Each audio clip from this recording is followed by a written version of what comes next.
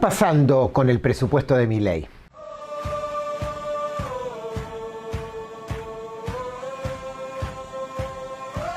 Milei acaba de presentar su proyecto de presupuesto 2025. En dos palabras, un presupuesto de terror que ratifica y reafirma el superajuste, este plan de guerra contra el pueblo trabajador.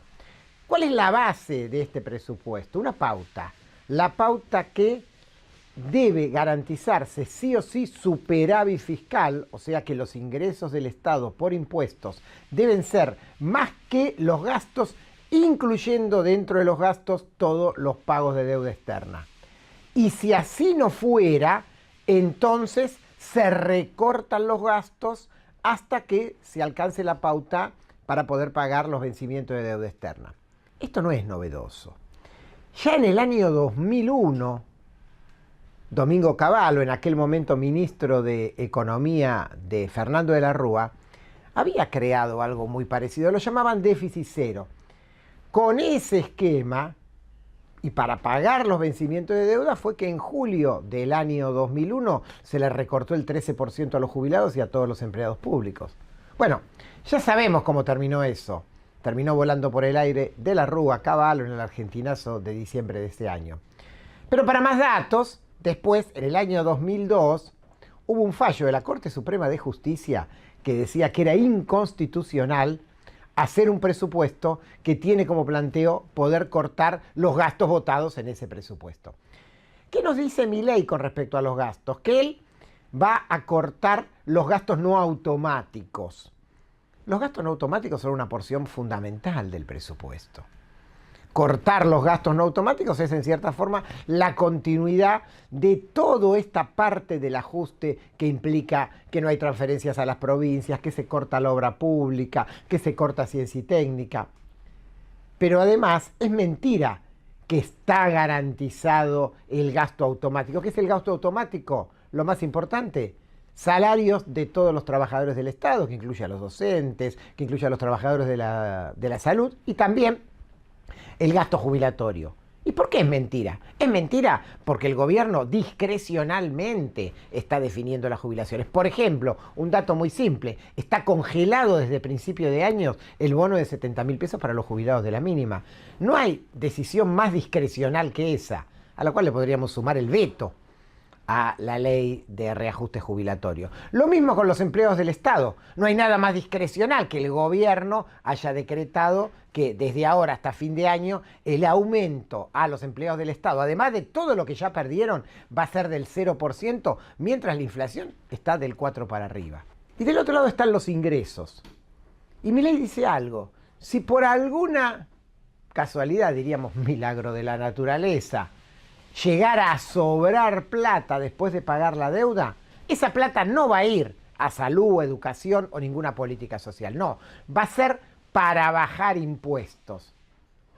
¿Qué quiere decir bajar impuestos para Milei? También tenemos ejemplos en lo que acabó de hacer durante la primera mitad del año. Le bajó el impuesto a los ricos, bienes personales, y le subió los impuestos al pueblo trabajador cuando volvió a poner el impuesto a las ganancias sobre los salarios. Jamás circula por la cabeza de Milei, por ejemplo, bajar el IVA. No, va a ser una continuidad de bajar impuestos para las grandes empresas y los ricos. Pero pensemos, ¿por qué hace todo esto? ¿Por qué esta presentación del presupuesto? Y hay una respuesta contundente. Este presupuesto se presenta para dar una señal clarísima al Fondo Monetario Internacional y a los acreedores que, sea como sea, a sangre y fuego, se muera de hambre quien se muera, se van a garantizar los pagos de deuda. Nunca fue tan explícito esto. Presupuestos anteriores de otros años también eran para pagar la deuda, pero nunca fue tan obscenamente explícito como lo está poniendo ahora arriba de la mesa Javier Milei en esta presentación del presupuesto. Deberíamos decir también que Milei, que se jacta de ser el gran economista, sin embargo, hace algo al presentar este presupuesto que sí se parece a presupuestos anteriores. Es un presupuesto con un enorme dibujo. Lo más claro, dice que el año que viene la inflación va a ser del 18%. No se la cree nadie, ni sus amigos, ni el Fondo Monetario Internacional, que dice que va a ser aproximadamente el 40%. O sea, incluso en la parte más discursiva expresa una enorme chantada. El ajuste que está planteando Milei no solo es una continuidad del ajuste nacional, él lo dijo explícitamente, y a esto hay que agregarle el ajuste a las provincias. Incluso tuvo un exabrupto. Dijo, y las provincias tienen que ajustar 60.000 millones de dólares. Ajustar las provincias 60.000 millones de dólares, cerrarlas directamente. Por supuesto, en una reunión posterior, ministros de Milei dijeron, no, bueno, algo así como, era un chiste, son 20.000. 20.000 también es una barbaridad. O sea como sea, este ajuste también, este presupuesto está planteando un ajuste muy violento sobre las provincias, que recordemos, son las que están financiando nada más ni nada menos que salud y educación. Finalmente, ¿qué hacemos con este presupuesto? Surge una primera respuesta básica. Hay que rechazarlo tajantemente. Aceptar este presupuesto es ponerle la firma a continuar y profundizar el año que viene el superajuste, la famosa motosierra que se está poniendo arriba de la mesa este año. Pero no alcanza con eso, porque bien podría pasar que el presupuesto sea rechazado. De hecho, incluso hay periodistas que se preguntan si el objetivo de Milei no es simplemente presentarlo como señal y que después no se vote y él pueda seguir haciendo lo que quiera con un presupuesto extendido de años anteriores. Hoy está vigente el presupuesto 2023, que fue votado a fin del 2022 con partidas totalmente ya devaluadas, y que entonces sin presupuesto Milei continúe el ajuste el año que viene. O sea, no sabemos si va a ser eso o no, pero puede pasar. Por lo tanto, tenemos que tener en claro, A, hay que rechazar con todo este presupuesto, pero B, eso no quiere decir que se acaba el plan de ajuste. Sigue estando presente, más urgente que nunca, la necesidad de dar la pelea de conjunto contra el plan motosierra de Milei para poder tirarlo. Y esto implica ya pasar a otro tipo de cuestiones.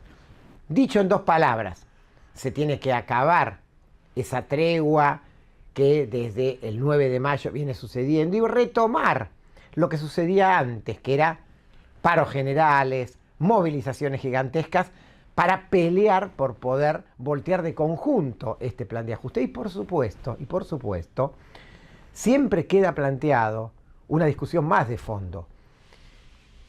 La salida no es el ajuste de Milei ni ningún otro acordado con el Fondo Monetario Internacional, ni ningún otro que tenga como eje continuar los pagos de deuda. Es necesario un programa alternativo. Un programa alternativo que justamente es el opuesto a lo que se ha planteado en este momento y también lo que se venía planteando antes. Esto es un programa alternativo que comience por suspender los pagos de deuda, por romper todos los compromisos con el Fondo Monetario Internacional, por hacer una reforma impositiva, sí, pero que coloque fuertes impuestos a los más ricos, a las grandes empresas, a sus superganancias y le saque impuestos al pueblo trabajador, nacionalizar la banca y el comercio exterior para terminar efectivamente con la especulación y la fuga de capitales, y con todo eso tener entonces las herramientas para poder priorizar y dedicar el dinero a resolver las más urgentes necesidades populares. Salario y jubilaciones dignas, empleo genuino en una Argentina donde, ya han salido los números, está volviendo a incrementarse el flagelo del desempleo. Y plata, presupuesto para salud, educación, vivienda y ciencia y técnica.